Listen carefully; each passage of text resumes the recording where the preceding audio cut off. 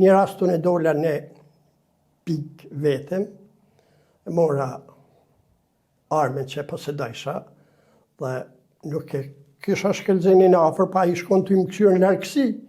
Dhe unë e shkova bona një përqëndrim istikam, nuk kisha ashav, po kisha një teslicë këtu në brez.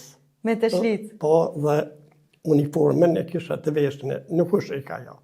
Dhe unë e gjeta një pozicion, një pikë të mirë strategjike për me përqendru armen, ishte artilleri rënd, dhe ja bona me teslicë istikamin dhe e grafirova 100% në regull.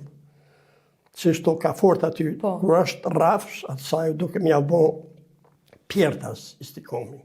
Dhe me grafiru mirë për me konë gjenje, me pas efekt, me godit. Ati kish pa pëlqy puna ime që e kreva shumë mirë atë punë, dhe pa vjen veti treti, ishte me Rifat që të bone, tha, Brahim Deçani më qujka i mu.